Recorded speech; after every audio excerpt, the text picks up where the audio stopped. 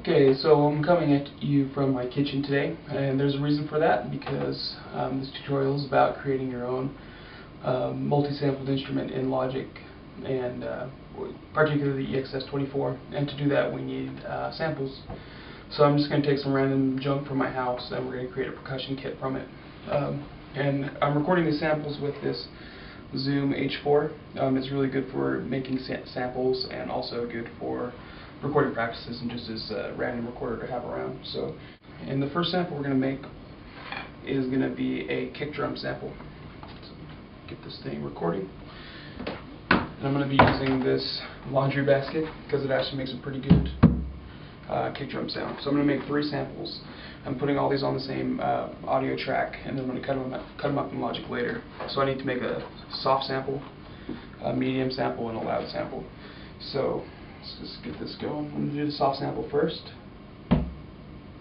medium, and loud. Okay, that's good. And then for my snare drum, I'm just going to hit the side of the table. So soft, medium, and loud. Okay, and then for toms, I'm going to use this guy. It actually makes a pretty cool tom kind of sound. So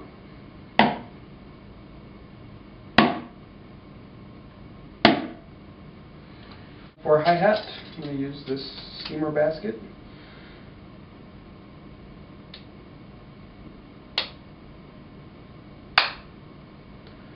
And I'm also going to do an open hi-hat.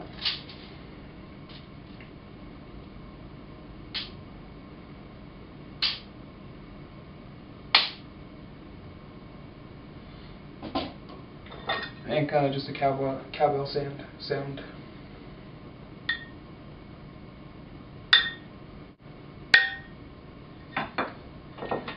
Okay, so that should give us all the sounds that we need.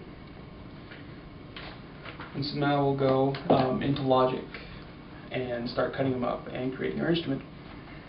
Okay, so here is the audio file from my recorder. So what we're going to do is we are going to go into Logic, and we're going to open up, create a new document, and we're going to start cutting this thing up. So we need an audio file, and it's stereo, and that is it. So to be able to drag, I can just drag that audio file right in here, and it'll put it in my bin and everything for me. So rather than waste time playing with that. So now let's take a look at this audio file, and you can kind of see all of our transients. There's me talking at the beginning, and then here's all the different hits. So we want to isolate these hits. This is going to be the fastest and most organized way to do this. You could, if you record on individual tracks, you could do it. It just takes a lot of renaming and stuff. So I'm going to hit this little button down here. This kind of pops up the transients so you can see a little bit better where you're at. And then let's give this a listen. I'm going to be using the, so we don't need any of this beginning stuff. So what I'm going to do is I'm going to take my scissor tool, and you can access that either by going up here and choosing the scissors tool, but the easier way is to just hit escape and the number key of 5. And so you can switch back and forth between the arrow and the scissor tool really fast this way. So let's just kind of seek around here for our first hit, that first kick drum hit. Sample first. So there it is.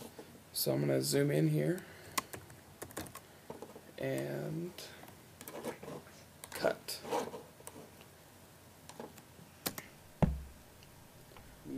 Okay, so I'm going to just go through and I'm going to cut all of these hits.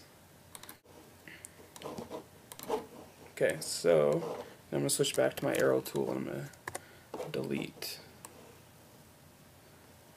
So all you have to, so here are my 3 kick hits. Medium and loud. Okay, so I want to cut these down as small as possible because each small microsecond takes up RAM in a sampler instrument. So all I want on here is the actual sound of the hit. Anything else is going to get confusing. So that's pretty good, and I want to get in tight here. Oops. sorry, I'm on a different profile than normal, so everything acts a little bit differently. And I want to get it so it just, I just hear the transient. Let's get it a little bit closer. Yeah, so that'll be good. And then, let's see. So we can even shorten that a little bit more. You don't want it to sound unnatural, but you want it to be as short as possible. Okay, and we have that little click in there, so you can go back to your tools. I'm actually going to set my secondary tool to a crossfade tool, and then you just hold down Command and you can use that.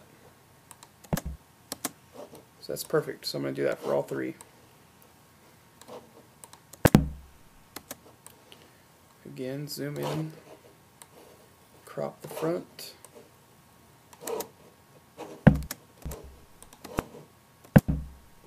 Crop the back,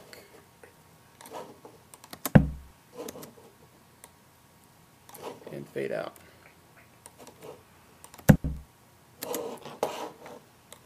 Okay, and finally for my loud hit, same deal. So this is where most of your time editing comes from. It goes pretty fast though.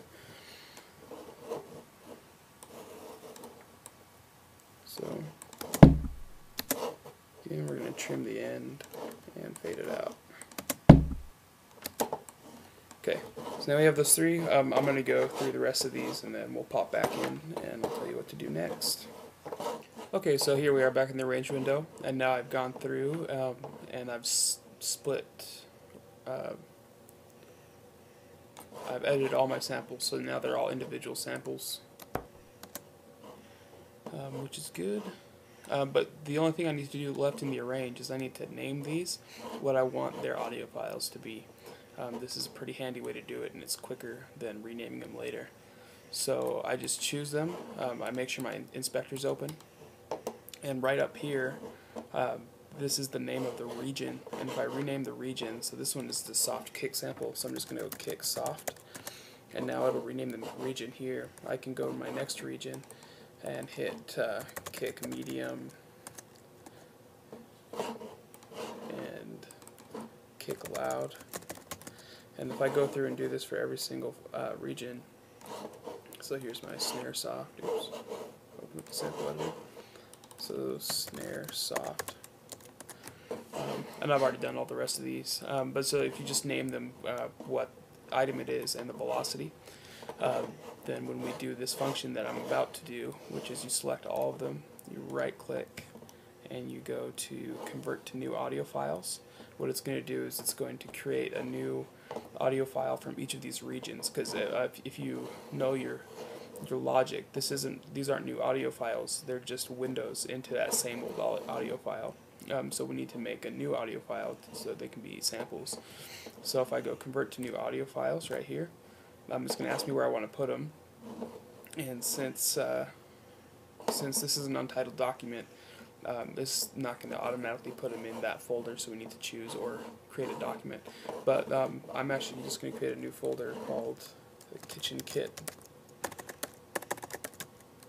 Samples, and then I'll be able to move it where I want. So I'll create that kit and I'll press save.